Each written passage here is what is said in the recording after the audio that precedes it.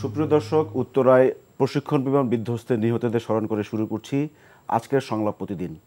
আজ পালিত হচ্ছে রাষ্ট্রীয় শোক। গতকালের দুর্ঘটনায় এখন পর্যন্ত ৩১ জন মারা গেছে, যার বেশিরভাগই শিশু। এ নিয়ে আমাদের আজকের আয়োজন মৃত্যুর মিছিল জুলাই থেকে জুলাই। গত বছরের জুলাইয়ে স্বৈরাচারকে হঠাতে প্রাণ দিয়েছে সাধারণ মানুষ, যাদের বেশিরভাগই ছিল ছাত্র। এবারও প্রাণ গেল শিশুদেরই, যদিও ভিন্ন প্রেক্ষাপটে একটি দুর্ঘটনায়। দর্শক, পুরো আয়োজন জুড়ে আপনাদের সাথে আছি আমি ইমরুল হাসান, আর আলোচক হিসেবে রয়েছেন বিএনপি চেয়ারপারসনের উপদেষ্টা ও অবিভক্ত ঢাকার সাবেক ডেপুটি মেয়র বীর মুক্তিযোদ্ধা আব্দুস সালাম এবং সিনিয়র সাংবাদিক সোহরাব হাসান। সালাম ভাই এবং সোহরাব ভাই, আপনাদের দুজনকেই আমন্ত্রণ জানাচ্ছি আমাদের আজকের আয়োজনে। দর্শক, আলোচনা যাবার আগে দুজন বিশেষজ্ঞের মতামত আমরা শুনে আসবো যে বিষয়টি নিয়ে ব্যাপকভাবে আলোচনা হচ্ছে গতকালকের দুর্ঘটনার পর, যে জনবহুল জায়গায় প্রশিক্ষণ বিমান উড্ডয়ন এবং পুরনো বিমান দিয়ে প্রশিক্ষণ নিয়ে নানা ধরনের আলোচনা হচ্ছে।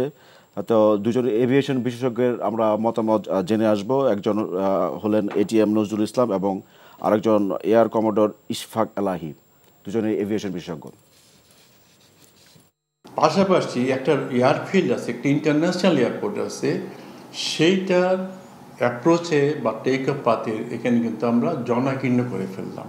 আমরা কোনো বাদ রাখলাম না। এখানে কিন্তু বাড়িঘর হলো, এমনকি স্কুলের মতন আমরা অনুমোদন দেওয়া শুরু করলাম।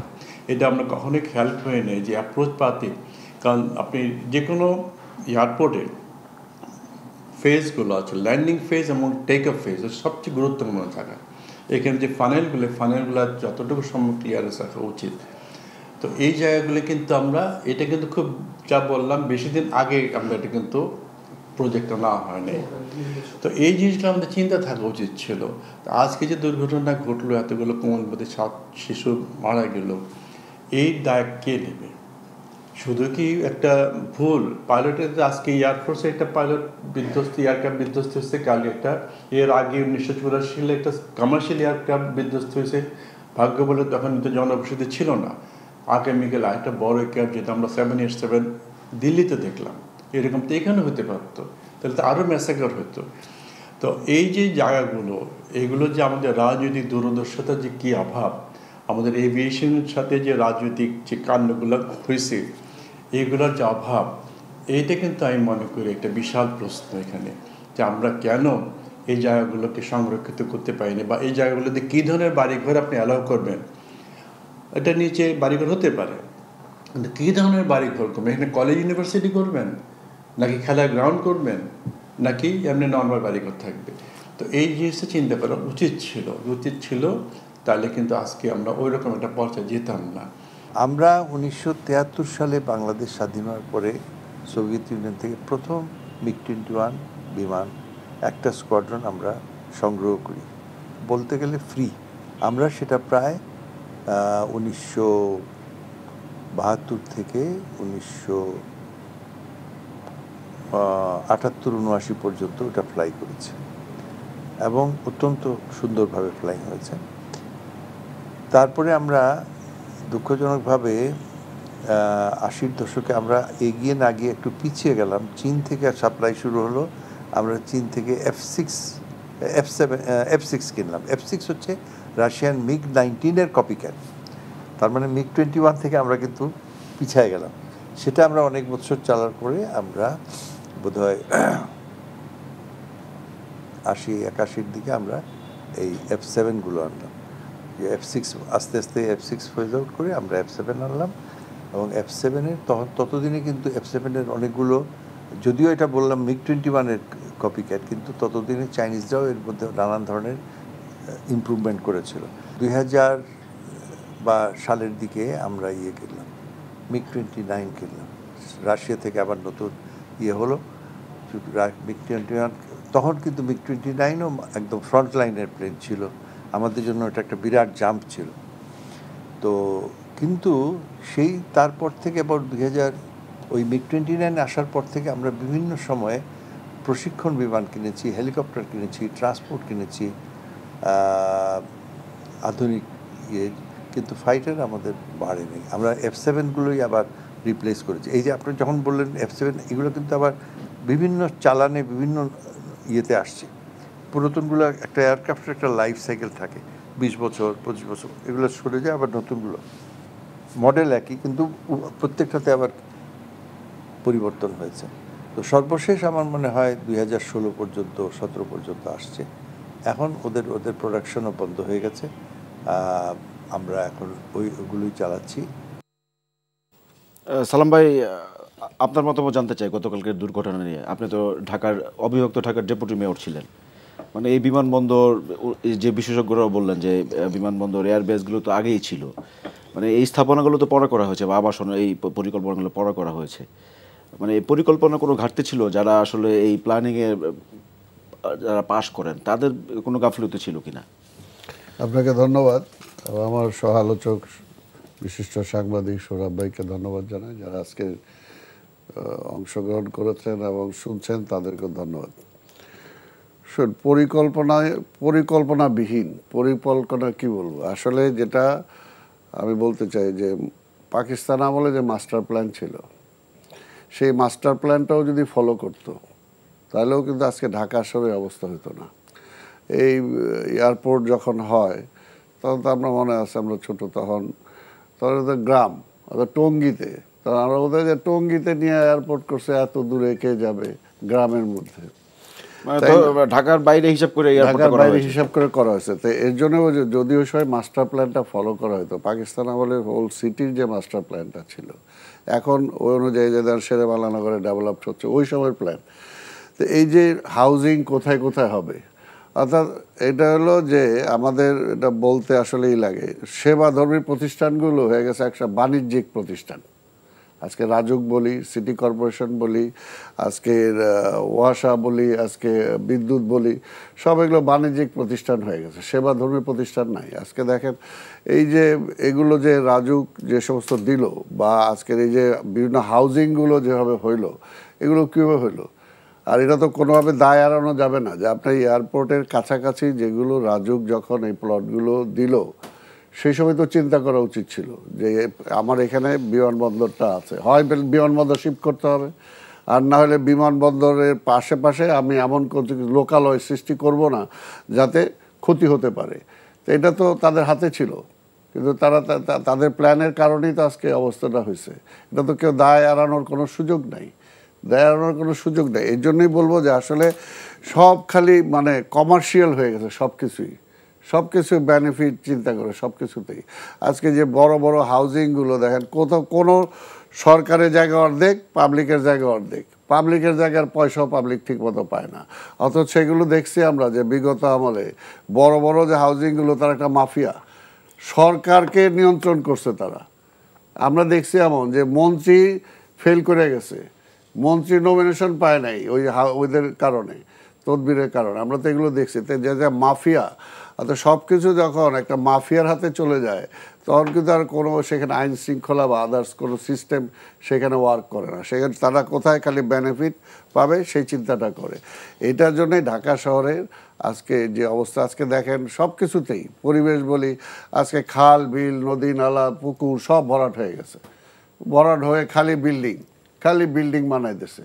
তো এইগুলো তো কোনোভাবে একটা পরিকল্পিত শহর হতে পারে না, তাই না? তো এটার জন্য তো অবশ্যই দায় তাদেরকেই নিতে হবে, এবং দায়ের এগুলো অ্যাভয়েড করার কোনো সুযোগ নাই। কারণ এখানে কেন আজকে তারপরে ধরলাম যে ঠিক আছে এখন হয়ে গেছে, হয়ে যাওয়ার পরে তাহলে এইখান থেকে কেন ফ্লাই জোন আমি কি সরাতে পারি না? বিশেষ করে এই সমস্ত ট্রেনিং যে সমস্ত হবে, ট্রেনিং বিমানগুলো আমাকে কেন এখান থেকে উড্ডয়ন করতে হবে?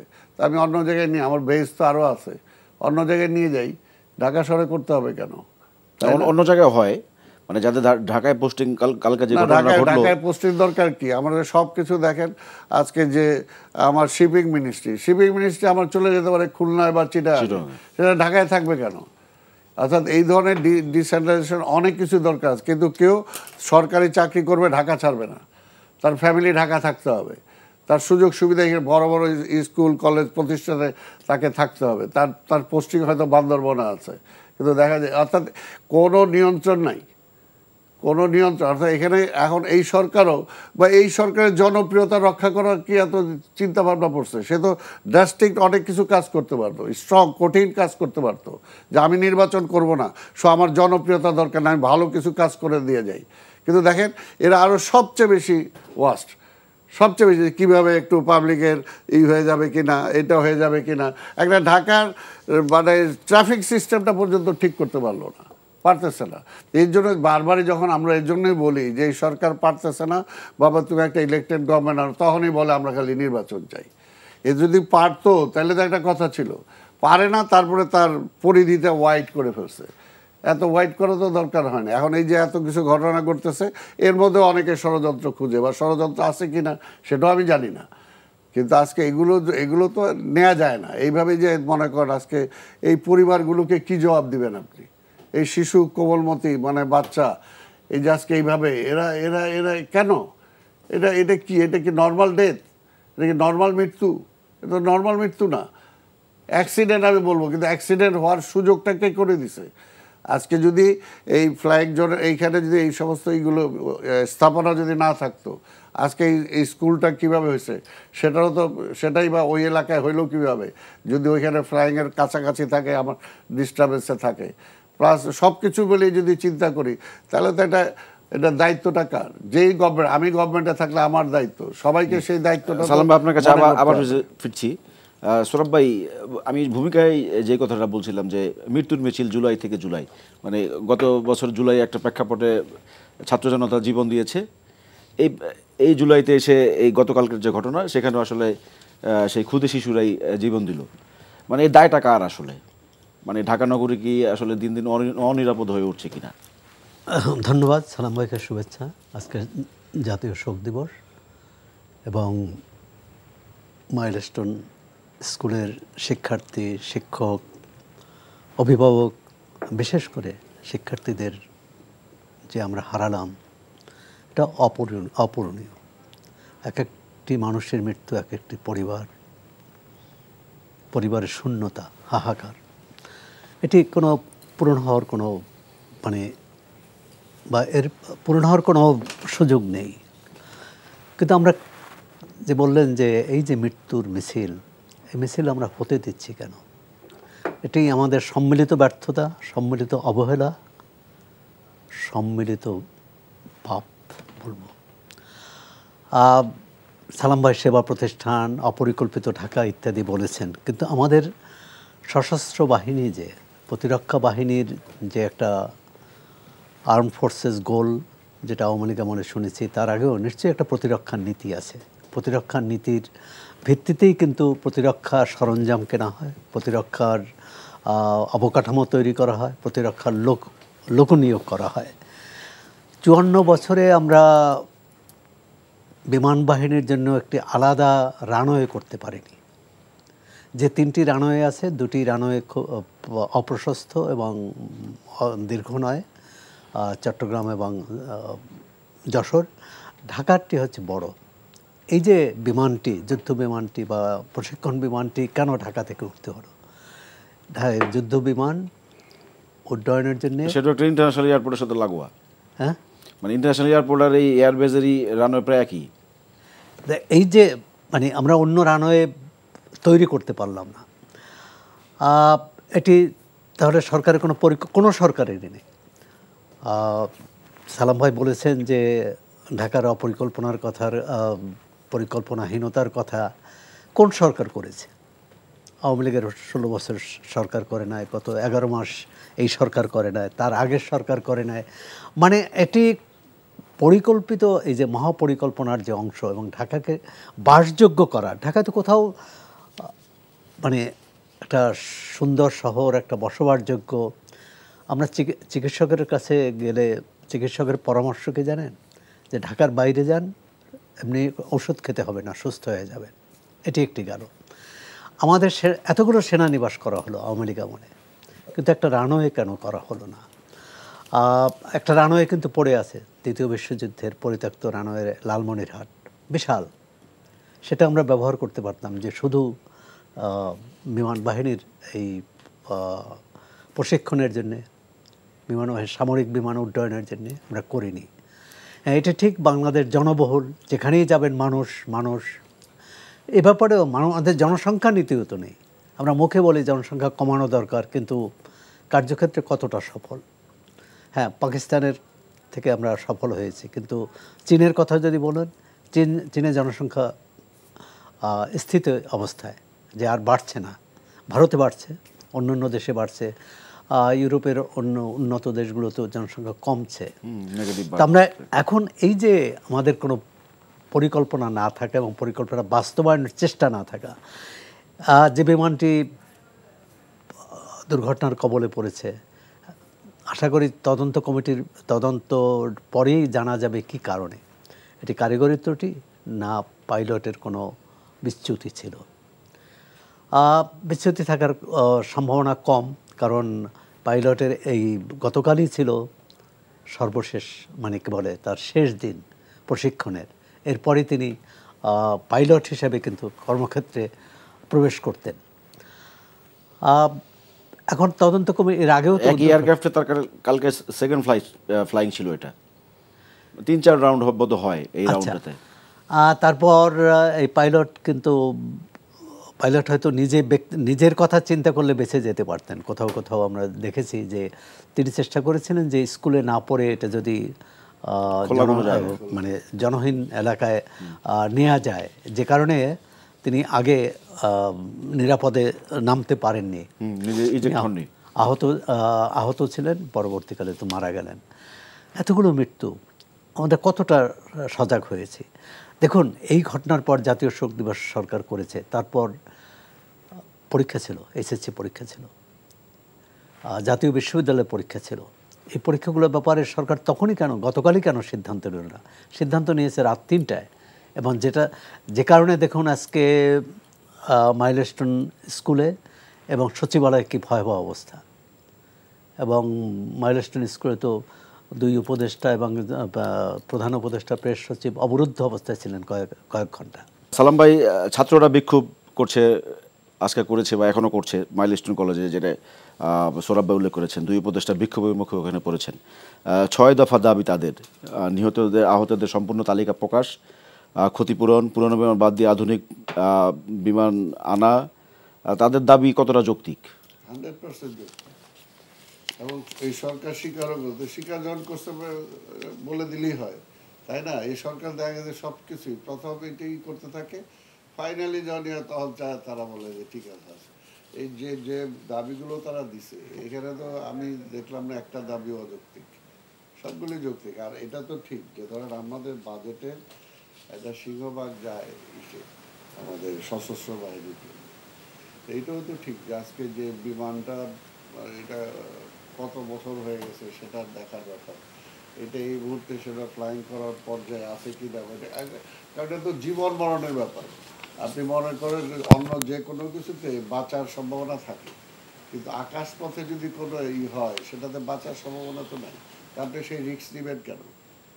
সেই রিস্কটা নেবেন কেন? আপনার যদি সেই বিমান দেখা যায় যে কোথাও মিনিমাম কোনো থাকে, তাইলে তো আপনি সেটাকে করবেন না। এখন তো ভয় লাগে যে বিভিন্ন যে আমাদের বিমানের বিভিন্ন পুরনো যে সমস্ত বিমান আছে সেগুলো, আবার শুনলাম যে নতুন করে বিমান কিনতেছে, সেগুলো নাকি অনেক জায়গায় বাতিল হয়ে গেছে। অর্থাৎ না, টেক অফ করার আগে তো নিশ্চিতভাবেই সবগুলা মানে টেকনিক্যাল এরর কোনো আছে কিনা সে তো নিশ্চিত হয়ে টেক অফ করা হয়। যত কিছুই করুক একটা মেয়াদ আছে, তো আপনার মেয়াদ উত্তীর্ণর পরে যদি আপনি ওষুধ যখন কিনেন, আপনি দেখলেন সব ঠিক আছে, কিন্তু ভিতরে তো ঠিক নাই, মেয়াদ উত্তীর্ণ হয়ে গেছে। অর্থাৎ এটাতে একটা সব কিছুরই তো একটা থাকে, লিমিট থাকে। কারণ আপনি বাঁচবেন এতদিন, এটা আল্লাহ নির্ধারণ করে রাখছে, এরপর আপনার বাঁচার কোনো সুযোগ নেই, তাই না? ঠিক তেমনিভাবে প্রত্যেকটা যে কোনো একটা এই যে কাগজটা যে তৈরি হয়েছে, এটাও তো একটা লঞ্জিভিটি আছে, দেয়া আছে যে এতদিন পর্যন্ত আপনি এটা ব্যবহার করতে পারবেন। তারপর আর এটা যদি ব্যবহার করেন সেটা রিস্ক, সেটা আপনার জন্য পয়জনও হতে পারে। তো এই জন্য বললাম যে সব কিছুতে একটা থাকে। এখন সব কিছু ডিপেন্ড করে ব্যবস্থাপনার উপরে। আমার যদি প্রথমত যেটা এর আগেও যেটা বললাম যে এটা আজকে ওইখানে না হইতে পারতো, আজকে যদি ফ্লাইটটা অন্য জায়গায় অন্য বেজে হইতো, সে যশোরে হইতো বা ওই যে লালমনিরহাট বল ওইখানে হইতো, তাহলে তো আজকে হয়তো জনবহুল এলাকায় এরকম হইতে পারতো না, হয়তো আমরা শুধু পাইলটকে হারাইতাম। সেটা আমরা চাই না, কিন্তু এতগুলো কমল শিশু এরা তো যাইতো না। বা আবার ওই শিক্ষা প্রতিষ্ঠান যে ওইখানে হয়েছে সেটাও কতটুকু পরিকল্পিতভাবে হয়েছে কিনা, এইগুলো সব কিছু যদি একটা পরিকল্পনা মাফিক হইতো তাহলে তো আমরা এটাকে অ্যাভয়েড করতে পারতাম। সেটা তো সেটা আপনি যে তাদের দাবির সাথে একমত পোষণ করলেন যে পুরনো বিমান বাদ দিয়ে নতুন যুদ্ধ বিমান বা প্রশিক্ষণ বিমান আনা, মানে বাংলাদেশের আর্থিক সক্ষমতায় সেটা কি করা সম্ভব? আর্থিক সক্ষমতা তো আমরা দেখছি যে হাজার হাজার কোটি টাকা লোপাট হয়ে গেছে। এবং এই বললাম তো যে আজকের আপনার মানে শুধুমাত্র এই সশস্ত্র বাহিনীর জন্য যে বাজেট হয়েছে, আপনি কি মনে করেন তার 50% 25% সেটা কাজে লাগছে? লাগে নাই তো, সব জায়গায় তো খালি চুরি। তারপরে এই জন্য জিয়া রহমান সাহেব একটা কথা বলছিল যে money is no problem. Money is no problem বলতে উনি এটাই বুঝেছিল যে যদি দুর্নীতিটা বন্ধ করতে পারেন, চুরিটা বন্ধ করতে পারেন, বাটপাড়িটা বন্ধ করতে পারেন, তাহলে যে টাকা আছে এই টাকা দিয়ে আপনি অনেক কিছু করতে পারেন। এবং সেটা জিয়া রহমান করে দেখাইছে। তো এটা হলো যে চুরিটা বন্ধ করেন, পার্সেন্টেজ খাওয়াটা বন্ধ করেন। আগেই দূষণী যে কোনো একটা বড় ডিল হলে বিদেশে টাকা পয়সা চলে যায়, তাই না? যেটা আমরা দেখলাম যে বললাম না হাউজিং, আমরা তো শুনছি এগুলো, আমি তো আর নিজে দেখি নাই, শুনছি যে হাউজিংয়ের ডিল হয়ে যায় সরকারের সাথে, মন্ত্রীর সাথে, সেটা দুবাইয়ে যায় পেমেন্ট হয়, তাই না? তো এগুলো তো আমরা শুনছি। তো এই দুর্নীতিটা খালি বন্ধ করেন না, দুর্নীতি বন্ধ করলে মানি ইজ নো প্রবলেম, টাকা কোনো সমস্যা না। বাংলাদেশের এই যে এত কোটি কোটি মানুষ সবাই যে ট্যাক্স দিতেছে, যে আজকে বলে যে ওই সেতু বানাইছে শেখ হাসিনা, শেখ হাসিনা কি ভ্যানিটি ব্যাগের টাকা দিয়ে বানাইছে? জনগণের টাকা, এই জনগণই তো টাকা দিচ্ছে। তো কাজে এখানে এটা তো আমার একটা সম্পদ, মানুষটাও তো একটা সম্পদ, এরাও তো একটা বায়ার, এরাও কিনতেছে, এরাও তো প্রোডাক্ট তৈরি করতেছে। কাজে এগুলো তো একটা আমার সব কিছু দিক দিয়ে, কাজে সব কিছুর মূল হলো পরিকল্পনা। আজকে এই সরকারও যেমন আসার যদি তার পরিকল্পনা, যেটা আমরা বারবার বলছি যে আপনি একটা রোড ম্যাপ দেন, আপনি কি চান, কত দিনে চান, এখন পর্যন্ত একটা রোড ম্যাপ সে করতে পারলো না। অর্থাৎ কোনো পরিকল্পনাবিহীন চলতেছে। আজকে এটা মনে হলো এটা করলাম, আজকে এটা মনে হলো এটা করলাম, এই জন্য এইভাবে তো চলে না। আর বছরের পর বছর তো চলতে পারে না। এই দায়টা তো নিতেই হবে সরকারকে। এই জন্য তো বললাম যে এখানে ওই চেয়ারে বসাটা খুব সহজ হইতে পারে, কিন্তু আমার ওই চেয়ার থেকে ছেড়ে যাওয়াটাও কিন্তু খুব কঠিন, এবং ভালোভাবে ছেড়ে যাওয়াটাও কিন্তু খুব কঠিন। তাই কাজে ওটা মায়ায় পড়ে গেলে অসুবিধা আছে। শেখ হাসিনা মায়ায় পড়ে ধ্বংস হয়ে গেছে। কাজে এই সরকারকেও বলবো যে এখন যতটুকু আছে ইমিডিয়েট তাদের চিন্তা করা উচিত, ইমিডিয়েট তাদের আজকেই চিন্তা করা উচিত যে তারা আমি কয়দিন থাকবো, কি করব। আমরা ঠিক আছে হোল নেশনকে নিয়ে, রাজনৈতিক দলগুলোকে নিয়ে আমরা এই মুহূর্তে একটা ওয়ে আউটে একটা পরিকল্পনা করি যে কিভাবে একটা ডেমোক্রেটিক গভর্নমেন্টের হাতে আমরা দিতে পারি। তাহলে তখন বলা যাবে, তখন জবাবদিহিতা থাকবে। এ তো জবাবদিহিতা নাই। আর সব কিছু হিসাবের মধ্যে আনতে হবে। চোর সে যেই হোক, ডাকাত যেই হোক, যে টাকা বাংলাদেশের রাষ্ট্রীয় সম্পদ যে চুরি করছে তার কোনো মাপ নাই, তার কোনো মাপ নাই, মাপ হইতে পারে না, সেটা যে লেভেলের হোক। আজকে সেটাই তো হয় না। আজকে দেখেন যত বড় লোক দেখবেন, যত বড় হিসাবই দেখবেন, যত বড় শিক্ষিত লোকজন দেখবেন, তারাই হলো আজকে সব কিছু নষ্টের মূল। সব কিছু আজকে তাদের জন্য আজকের এই অবস্থা। আজকে হোল ঢাকা শহর যেটা বললাম, আজকে অপরিকল্পিত কেন হয়েছে? কেন আজকে অপরিকল্পিত উন্নয়ন হলো? এটার জন্য দায়ী কে? এটার জন্য কি দায়ী ও সাধারণ মানুষ, সাধারণ কৃষক, সাধারণ ছাত্র? নো, এটা তো যাদের বড় বড় মাথা আছে, বড় বড় বুদ্ধি আছে, বড় বড় টাকা আছে, তো তারাই তো আজকে এগুলোর জন্য দায়ী। আর সমালোচনা করলে আবার তাদের কাছে খারাপ লাগবে, তাই না? মেধাবী হন, মেধাবীটা জনগণের কল্যাণে কাজে লাগান। আবার ওই মেধাবীটা আপনার অ্যাটম বোম বানায়ও ধ্বংসও করতে পারেন, আবার ওইটা দিয়ে আপনি উন্নয়নমূলক কাজও করতে পারেন। তখন দরকারটা হলো এইটা। সবাই তো খালি বলতেছে, আজকে দেখেন না কত রকম বক্তৃতা, কত বিবৃতি শুনতেছি এখানে দেশপ্রেম। আমরা তো দেখছি কার কতটুকু কি আছে। প্রথম হলো চোর ধরেন, চোর একটাও ধরা হয়নি এখন পর্যন্ত। সৌরভ ভাই কাছে আসি। সৌরভ ভাই, কতজন নিহত হলো এই ধরনের এই সংখ্যাটা নিয়ে একটি প্রোপাগান্ডা আছে যে হয়তো নিহত সংখ্যা আরও বেশি হতে পারে। মানে এই যুগে আসলে এইটা কি হাইড করা সম্ভব? একটা প্রশ্ন। আরেকটা হচ্ছে ভাই যেটা ওই ছাত্রদের দাবির সাথে একমত পোষণ করলেন যে বাংলাদেশের এই বিমান বাহিনীর সক্ষমতা বৃদ্ধির জন্য আধুনিকায়ন করা কতটা প্রয়োজন? না, প্রয়োজন তো বটেই। আমরা যদি বিমান বাহিনী রাখতে চাই, আমরা যে সেনাবাহিনী রাখতে চাই, তার সেভাবে তৈরি করা। এখন আমরা এতগুলো ক্যান্টনমেন্ট কেন করলাম? অবকাঠামো, এর অর্থ হচ্ছে অবকাঠামো বাড়ালাম, জনবল বাড়ালাম, কিন্তু সশস্ত্র বাহিনীর যে মূল শক্তি, অস্ত্র, সেটা করলাম না। সেটা বিমানের ক্ষেত্রে, স্থলবাহিনীর ক্ষেত্রে এবং নৌবাহিনীর ক্ষেত্রে। আর সুতরাং এই দাবি তো যৌক্তিক, কিন্তু এটা তো এমন দাবি না যে কালকেই রাতারাতি 5টা বিমান কেনা যাবে, সামরিক বিমান। সুতরাং এটা পরিকল্পনা করতে হবে, আর এটি সামরিক বিশেষজ্ঞ যারা আছে তাদের সাথে কথা বলতে হবে। কোন দেশ থেকে আমরা আমদানি করলে শুধু সাশ্রয়ী দামে পাবো সেটা নয়, সেই অস্ত্রটি বা সেই বিমানটি টেকসই হবে কিনা। হ্যাঁ, আমরা এক সময় এখন পর্যন্ত চীনের উপরে কিন্তু সামরিক সরঞ্জাম নির্ভরশীল। বিগত সরকারের আমলে ভারতের উপর কিছুটা নির্ভরশীল হওয়ার চেষ্টা করেছিল, চুক্তিও হয়েছিল, কিন্তু সশস্ত্র বাহিনীর যারা সদস্য বা যারা কর্মকর্তা তারা অভ্যস্ত নন, বা ভারতীয় অস্ত্র তারা বলেন যে এটা মানসম্পন্ন না, চীনের উপরে নির্ভরশীল। আর সম্প্রতি আমরা দেখলাম যে ডোনাল্ড ট্রাম্পের যে শুল্ক নীতি, সেখানে এই সামরিক সরঞ্জাম আমরা কোত্থেকে কিনবো সেটারও নির্দেশনা আছে, বা সেটারও এক ধরনের চাপ আছে যে আমরা যাতে চীন নির্ভরশীল না থাকি।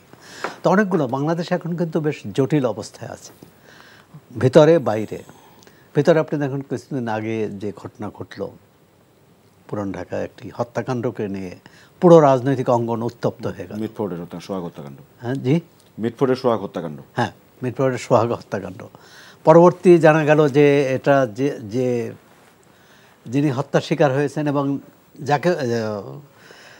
যিনি হত্যার শিকার হয়েছেন এবং যিনি হত্যা করেছেন উভয়ই রাজনৈতিক সংশ্লিষ্ট। আবার সেটা নিয়ে অন্য রাজনৈতিক দল নানাভাবে সুবিধা নেওয়ার চেষ্টা করছে। কথা হচ্ছে অপরাধীকে, যেটা সালাম ভাই বললেন, তো এটা আমরা যাতে দলের ভিত্তিতে না দেখে, আমার দলের হলে সাচ্চা এবং অন্য দলের হলে অপরাধী, এই মানসিকতা পরিহার করা। আর একটা রাষ্ট্র চলে জনগণ হচ্ছে রাষ্ট্রের মূল শক্তি। জনগণের প্রতি কতটা দায়বদ্ধ এই সরকার, আগের সরকার, তার আগের সরকার এবং ভবিষ্যতে যারা আসবেন তারা দায়বদ্ধ কতটা থাকবেন। সালাম ভাই বললেন যে অপরিকল্পিত ঢাকা শহর, তিনি দায়িত্বে ছিলেন, কিন্তু ঢাকা শহর পরিকল্পনা যে মৃত্যুর সংখ্যাটা নিয়ে এক ধরনের প্রচারণা, মৃত্যুর সংখ্যা এখন এটি বের হবে। আবার আমাদের সমস্যা আছে, এটাও বলি, জুলাই অভ্যুত্থানের মৃতের সংখ্যা কিন্তু এখন আমরা নির্ধারিত করতে পারিনি।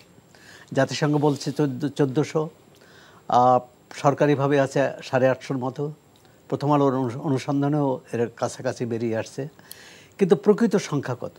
এখানে একটা সমস্যা যে অনেক বেওয়ারিশ লাশ হিসেবে দাফন হয়ে গেছে। সালাম ভাই, মাহারিন চৌধুরী একটি মহিষী নারীর নাম সামনে আসছে। উনি নিজের জীবন বিলিয়ে 23 জন শিক্ষার্থীর জীবন বাঁচিয়েছেন।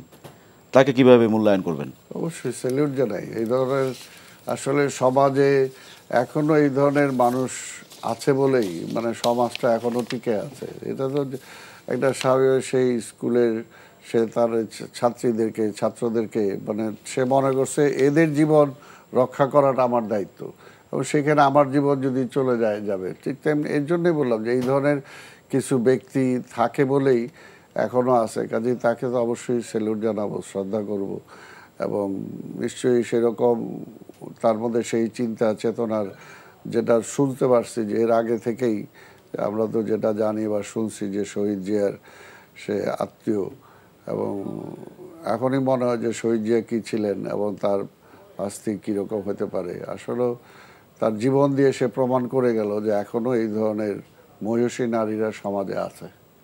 মানে 80% উনি তখনই দগ্ধ হয়ে গেছেন, এর মধ্যে তিনি ছাত্রছাত্রীকে বাঁচিয়েছেন যতটুকু পারছে সে চেষ্টা করছে। এবং এটা মায়ের ভূমিকা আছে না, যে সন্তানরা, অর্থাৎ স্কুলে পড়ে আমার কাছে সব সন্তান তুল্য, সন্তানের জন্য এটা তো আমরা দেখছি মারা কীভাবে নিজেদের জীবন বিলিয়ে দেয়, ঠিক তেমনি সে অনেক সন্তানের মা হিসেবেই আজকে জীবনটা সে অকাতরে বিলিয়ে দিয়েছে।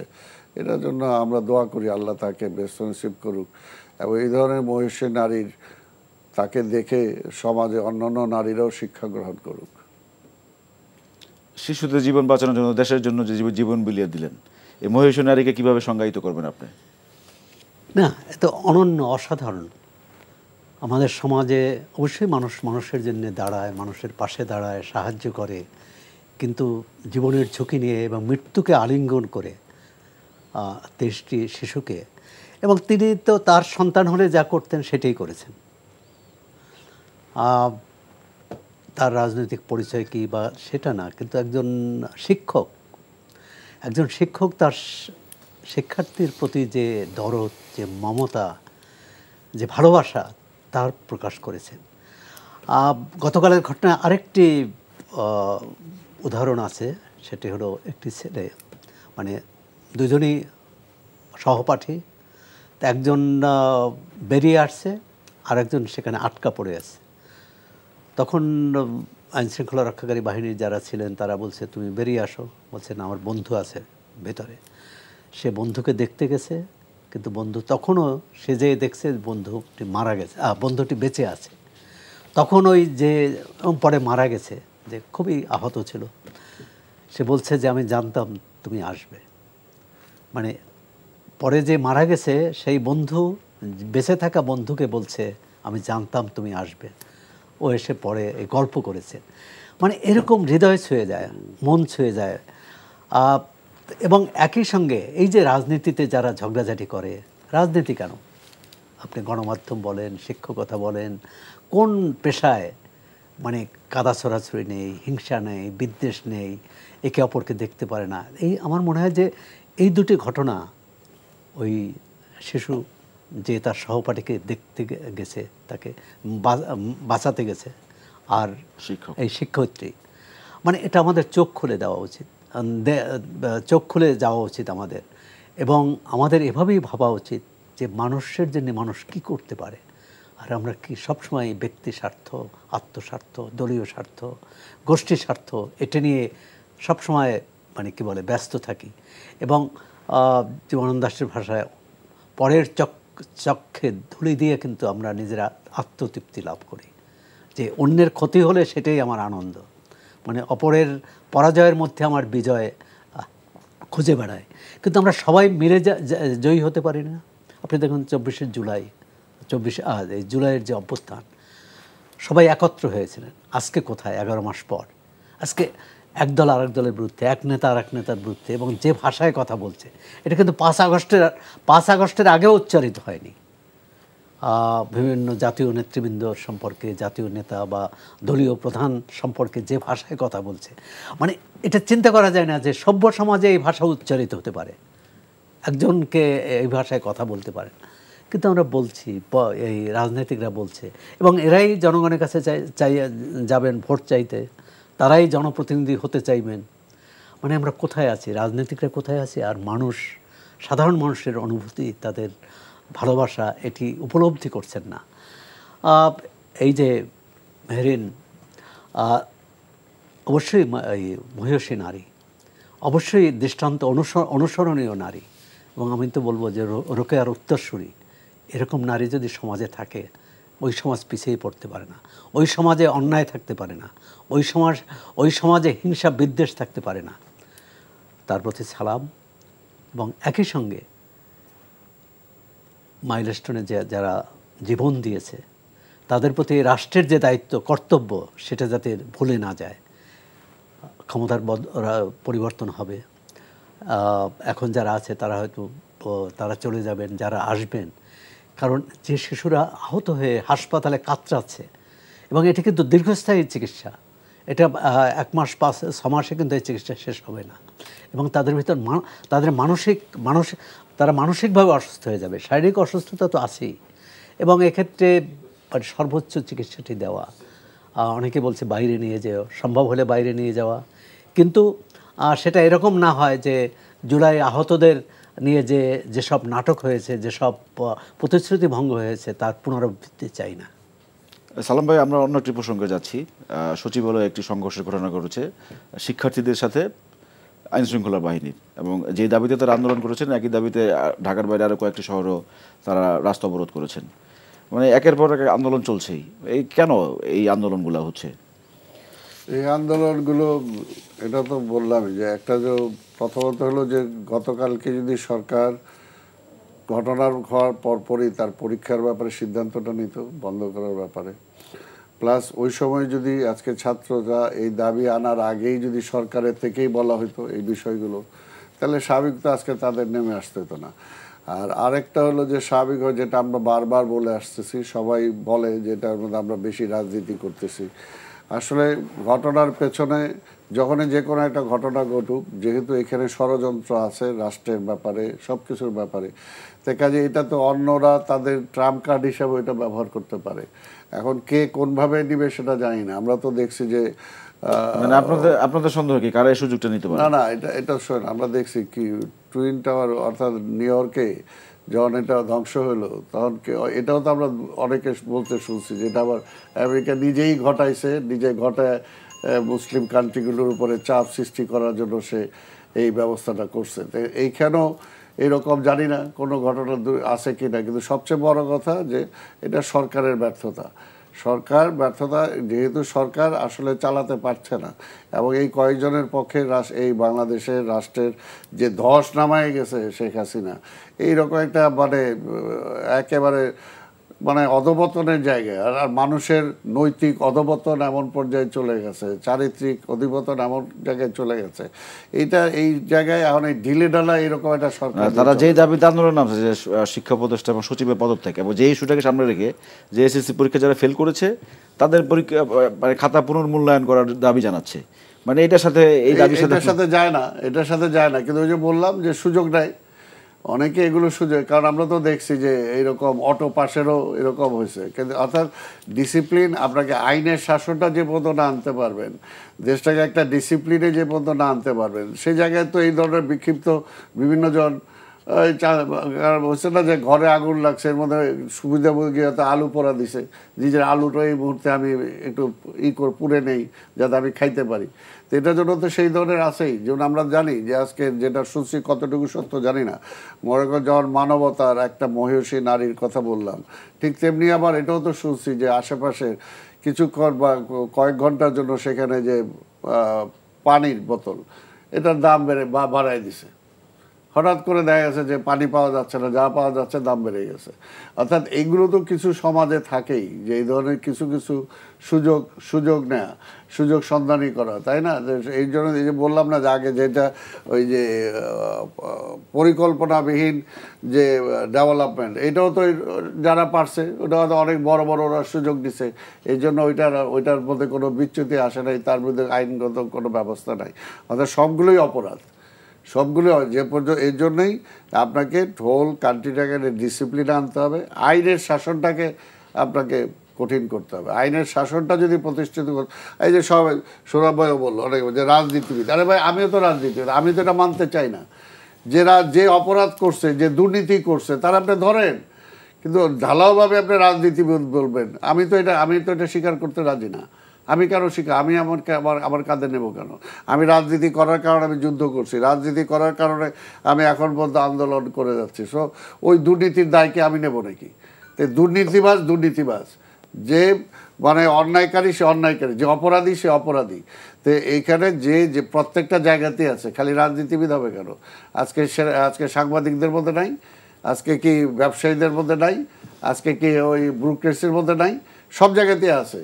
তো সব জায়গাগুলোই থামান, আবার সব জায়গাগুলোই আজকে চেক অ্যান্ড ব্যালেন্সে নিয়ে আসেন। এবং যে কথাটা বারবার আমি বলছি, যদি আমার ব্যুরোক্রেসিটাকে আমি দেশপ্রেমিক বানাইতে পারি এবং 100% যদি এইটাকে সৎ বানাইতে পারি, তাহলে রাজনীতিবিদ বলেন, সাংবাদিক বলেন, কেউ মানে খারাপ দিকে যাওয়ার কোনো সুযোগ নাই। আজকে হাইকোর্টের বিচারপতি যদি ঠিক থাকে, বিচারটা যদি ঠিক হয়, তাহলে সেখানে ওই অন্যায়কারী পার পাওয়ার কোনো সুযোগ নাই। তো সেইখানে সমান দায়িত্ব সবার, বরঞ্চ ওদের দায়িত্বটা একটু বেশি, বিচারকের দায়িত্বটা বেশি, প্রশাসনের যে আছে সে দায়িত্বটা বেশি। আপনি যখন একটা কাজ করার সুযোগ দিলেন, সেখানে খারাপ কাজ হইতে পারে, দুর্নীতি হইতেই পারে, সেটা যাতে না হইতে পারে সেটা ধরার জন্যই তো আজকে মনে করেন আমাদের ওই যে অ্যান্টি কারাপশন, সেটার জন্য দায়িত্বে আছে। তো সেইখানে যদি আপনি সেটাকে ঠিক করতে না পারেন, তাহলে আপনি আরেকজনকে দোষ দিবেন। সৌরভ ভাই, ছাত্রদের যে দাবিতে তারা এই সচিবালয় বা অন্যান্য কয়েকটা শহরের কথা আমরা উল্লেখ করলাম, যে আন্দোলন করছে, এর সাথে মানে তাদের এই দাবি কতটা যৌক্তিক, আর অন্য কোনো শক্তি এই সুযোগ নিচ্ছে কিনা আন্দোলনের সাথে? এটা প্রথম যে ব্যর্থতা হচ্ছে সরকারের, সঠিক সময়ে সঠিক সিদ্ধান্তটি না নিতে পারা। রাত 3টায় কেন সিদ্ধান্ত নিতে হবে যে পরীক্ষা স্থগিত হবে? এবং অনেক শিক্ষার্থী কেন্দ্রে যে জেনেছে যে পরীক্ষা না, কিন্তু এখানে যারা আসছে তারা হচ্ছে এসএসসি পরীক্ষার এই ফলাফল পুনর্মূল্যায়ন। আচ্ছা, এটা কিন্তু এই এটা যে আজই হয়েছে তা না, এর আগেও কিন্তু এটা নিয়ে তারা বোর্ড অফিসে গেছে, তারা ধর্ণা দিয়েছে। এখন এটা একটা তাদের দাবি। এখন দাবিটা কত যৌক্তিক না এটা বিশেষজ্ঞরা বলতে পারবেন। এবং খাতা দেখার ক্ষেত্রে আমাদের শিক্ষকদেরও তো অনেকের দায়িত্বহীনতার পরিচয় আমরা অনেক সময় পাই, বেশিরভাগ সময় না, কিন্তু কেউ কেউ করতে পারেন। এখন অনেক শিক্ষার্থী বলছে যে আমার তো মানে কি বলে জিপিএ 5 পাওয়ার কথা, সেখানে যদি আমি কোনো নির্দিষ্ট পত্রে 40-এর কম পাই তখন তো তার মধ্যে যে, এবং এটা কিন্তু একটা আছে, এটা কিন্তু বিধানও আছে যে খাতা পুনর্মূল্যায়ন করানোর, কিন্তু সেই পুনর্মূল্যায়নের ক্ষেত্রে অনেক সময় দেখা যায় যে সেটি ঠিকভাবে দেখা হয় না, যে বলে দেওয়া হয় যে যেটা আগে দেখেছিল সেটাই। এখন বিশ্ববিদ্যালয়ের ক্ষেত্রে যেমন হয় যে আন্দোলনের সুযোগ অন্য কোনো শক্তি নেওয়ার চেষ্টা করে কিনা, শক্তি আমরা তখনই দেখব, শক্তি অপশক্তি, যখন আমরা পারবো না, যখন সরকার ব্যর্থ হবে। এই ঘটনা না ঘটলে তো এই যে আমরা শক্তি খুঁজছি, এই শক্তি থাকতো না।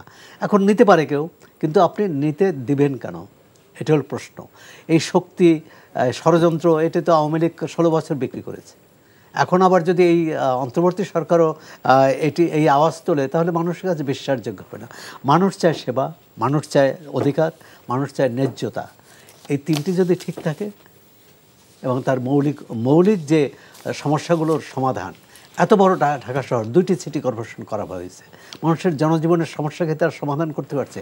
ঢাকা শহর রাস্তাঘাট কী অবস্থা, সালাম ভাই ঢাকা শহরের দায়িত্বে ছিলেন। আমি তো মনে করি যে তা মানে বিএনপির এটা আন্দোলন করা উচিত। মানে নগর ভবনের আন্দোলনের চেয়ে রাস্তাঘাট যে ঠিক নেই, এর দাবিতে কেন আন্দোলন হচ্ছে না? কারণ এখন আমরা তো মানে কি বলে, যেটা বেশি দৃষ্টি আকর্ষণ করবে সেই আন্দোলনও করি। ওই আন্দোলন তো পরিত্যাগ করেছেন, কারণ ওটি ছিল ব্যক্তি পর্যায়ে। দল হিসাবে একটা সুদূর প্রসারী তার কর্মসূচি পরিকল্পনা থাকা উচিত, আমরা কি করব। আর আবার একইভাবে এই রাজনৈতিক দলের বিরুদ্ধে যে অভিযোগ আছে সেটাও খণ্ডন করার দায়িত্ব তাদের, এবং খণ্ডন তখনই করবে, এটা মুখে বললে হবে না, যে অভিযোগগুলো আছে সেই অভিযোগগুলো যাতে অসার প্রমাণিত হয়, ভুল প্রমাণিত হয়, এবং যারা এর জন্য দায়ী তাদের বিরুদ্ধে কঠোর ব্যবস্থা নিতে হয়। সালাম ভাই, নির্বাচনের কথা আপনি বারবারই বলছিলেন যে একটি নির্বাচন দিয়ে দিলে হয়তো বা নির্বাচিত সরকার আসলে এই সমস্যাগুলো সমাধান হয়ে যাবে, কিন্তু এই নির্বাচনকে সামনে রেখে আমরা দেখছি কিছু কিছু দল সংখ্যানুপাতিক হারে নির্বাচনের দাবিটা তুলছে। মানে এমপি নির্বাচিত হবেন সংখ্যানুপাতিক ভোটের হারে, অর্থাৎ পপুলার ভোট যে যত পাবেন ওই পার্সেন্টেজ অনুযায়ী ওই দলগুলো অত মানে সংখ্যায় নির্ধারণ হবে যে তারা কতটা আসন পাচ্ছে। মানে বিএনপি এটা মানছে না। আলোচনার মাধ্যমে কি সুযোগ আছে কিনা, বিএনপি নমনীয় হবে কিনা? এটা তো নির্বাচনকে পেছানোর একটা অপকৌশল। আর একটা হলো এটা হ্যাঙ্গিং পার্লামেন্ট করার জন্য একটা অপকৌশল। একটা শক্তিশালী পার্লামেন্ট যাতে না হয়, একটা শক্তিশালী গভর্নমেন্ট যাতে না হয়, সেটার জন্য একটা অপকৌশল একটা। আর সর্বোপরি যে বিএনপিকে ঠেকাও, অর্থাৎ তারা সবাই বলতেছে, বুঝতেছে নির্বাচন দিলে বিএনপি ক্ষমতায় চলে আসবে, সো বিএনপিকে ঠেকে দিয়ে কী তাহলে কারুকার্য করা যায়, যেটা 5ই আগস্টের আগে এই ধরনের কোনো স্লোগানই ছিল না, এমনকি 5ই আগস্টের পরেও ছিল। সংখ্যানুপাতিক নির্বাচন হলে কি বিএনপি ক্ষমতা আসবে না? আমি বলতেছি সেটা না, এটা স্ট্রং গভর্নমেন্ট হবে না। এটা আরেকটা হলো যে ফ্যাসিবাদ ফিরে আসার একটা সুযোগ থাকবে সেটার মধ্যে। সংখ্যানুপাতিক হারে যদি হয় যে আজকে আওয়ামী লীগকে, না তাদের তো নির্বাচন করার সুযোগ নাই। না সুযোগ নাই তাদের, আপাতত আমি বলতেছি সুযোগ নাই, কিন্তু তার জোটের যে সমস্ত দলগুলো আছে তাদের সুযোগ আছে না? যদি সেই জোটের যে কোনো একটা মার্কা নিয়ে আওয়ামী লীগাররা দাঁড়ায়, তাহলে ওটা কি কেউ ঠেকাইতে পারবে? আর তারপর যদি শেখ হাসিনা তো এনে বৈশা সব অপকর্ম করতেই আছে, সে যদি ওই সুযোগটা নাই, বলে যে এইটাই আমার মার্কা, এই মার্কায় তোমরা ভোট দিবা, তাহলে অন্তত এই যে কয়টা দল বলতেছে অত হইলে তো তাদের চেয়ে ভোট বেশি পাওয়ার সম্ভাবনা আছে। তার মানে কি তাহলে তাদেরকে পার্লামেন্টে আনার একটা সুযোগ তারা করে দিচ্ছে। এবং সেখানে সে যা দেখা যায় পৃথিবীতে কয়টা দেশে আছে, এটা কয়টা দেশে আছে? আজকে আমাদের এই উপমহাদেশে শুধুমাত্র নেপালে আছে। এই নেপালে এই প্রসেস হওয়ার পরে এই পর্যন্ত 12 বার না 13 বার খালি গভর্নমেন্ট ফল করছে, 9 বার, অর্থাৎ একটা দাঁড়াইতেই পারে না, 9 বার ফল করছে, তাই না? তার মানে এইটাই। আজকে যে জায়গায় একটা স্ট্রং গভর্নমেন্ট দরকার, আজকে আমার সীমান্তে পুশিং হইতেছে 2 দিন পর পর, আজকের এই সরকার তো কিছুই পারতেছে না। আরেকটা ঝুলন্ত পার্লামেন্ট হলে সে কীভাবে পারবে? 2 মাস পর পর প্রধানমন্ত্রী পাল্টাবে। আজকে যত কিছুই হোক, মনে করে যে আমি 40% ভোট পাইলাম বা যতই পাইলাম, তাহলে আমার সেখানে আমার যদি গভর্নমেন্টও করতে হয়, তাহলে দেখা যাবে যে আরেকজনের সাথে আমাকে শেয়ার করতে হবে, তাহলে কোয়ালিশন করতে হবে। ওই কোয়ালিশনের মধ্যে 2 দিন পরে সেখানে আরও কিছু দিয়া সেটা পাল্টায় দেবে। আর আরেকটা কথা হলো, যারা ডেমোক্রেটিক করতে চাইতেছে, ডেমোক্রেটিক হচ্ছে না, এটা অটোক্রেটিক হচ্ছে, বরঞ্চ স্বৈরাচারের জন্ম দিচ্ছে। অর্থাৎ আমি এক জায়গায় দাঁড়াচ্ছি, পিপুল আমাকে ভোট দিয়ে নির্বাচিত করলো, কিন্তু আমি এমপি হব না। কী কারণে হব না?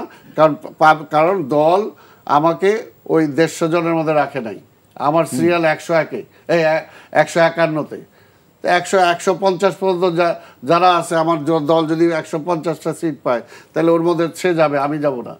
অর্থাৎ আমার এলাকার প্রতিনিধিত্ব আমি করতে পারবো না। আরেকটা হলো যে বেটার পিপুল কেউ চুজ করতে পারবে না, পাবলিক চুজ করতে পারবে না, দল মানে কি? তার মানে ওখানে তো আরেকটা স্বৈরাচার হওয়ার সম্ভাবনা। যে জায়গায় আপনি বলতেছেন এক ব্যক্তি 2 বারের বেশি প্রধানমন্ত্রী হতে পারবে না, এক ব্যক্তি প্রধানমন্ত্রী হইতে পারবে না, দলের প্রধান থাকতে পারবে না, আবার ওদিক দিয়ে আপনার দলরে আবার স্বৈরাচার বানাইতেছেন, তো এটা তো দ্বিমুখী কথা। তো কাজে এইটা হলো বাংলাদেশের জন্য এটা সচেতনতা। তারপরও যেটা আমরা বলছি যে ঠিক আছে, তাদের যদি এই ধরনের বক্তব্য থাকে, তারা এই কারণ পিপুল ম্যান্ডেট লাগবে, এটা বেসিক একটা চেঞ্জ। আপনি তো বলতে পারেন না, কারণ এখন পর্যন্ত যদি ওই হিসাবে বলেন, তাহলে বাংলাদেশে এখন পর্যন্ত সবচেয়ে পিপুলের যে ম্যান্ডেট আগে যা দিছে, তার মধ্যে সবচেয়ে বড় দল হলো বিএনপি, সবচেয়ে জনপ্রিয় দল হলো বিএনপি। আর যারা আজকে বলতেছে, তারা কয়টা সিট পাইছে বলতো পার্লামেন্টে? তো কাজে সব কিছু, আর যারা বলতেছে ওরা তো আসেই নেই নির্বাচনে। তো এর জন্য আমরা যেটা বলছি, ঠিক আছে আপনি চান, অসুবিধা নাই, আসেন, আপনার যেটা আছে, আপনি এটা নিয়ে পিপুলের কাছে যান, আমরা আমাদেরটা নিয়ে পিপুলের কাছে নির্বাচনে দাঁড়াই। পিপুল যদি আপনার ম্যান্ডেট দেয়, আপনি যে সংখ্যানুপাতে বাড়ান, অসুবিধা কি আছে? কিন্তু এখন আপনি জোর করে ফ্যাসিবাদী কায়দায় আপনি জোর করে এটা যে চাপায় দিবেন, এই রাইট আপনাকে কেউ দেয় নাই, এই রাইট এই সরকার কেউ দেয় নাই। পরিষ্কার কথা, এটা একটা পিপুলস ম্যান্ডেট হইতে হবে। আমার পিপুলস ম্যান্ডেটের উপরে বললে, এখনও যদি বলে, তাহলে সেটা বিএনপিকে কাউন্ট করতে হবে। সৌরভ একটু সংক্ষেপে উত্তর দেন। উনি যেটা বললেন যে বিএনপি মনে করছে যে একটি অস্থিতিশীল সরকার প্রতিষ্ঠিত হবে এই পিআর সিস্টেমে যদি নির্বাচনটা হয়, তবে এটার সাথে একমত কিনা, আর বাংলাদেশের প্রেক্ষাপটে এটা বাস্তবসম্মত কিনা? বাস্তবতা মানুষ তৈরি করে। বাংলাদেশের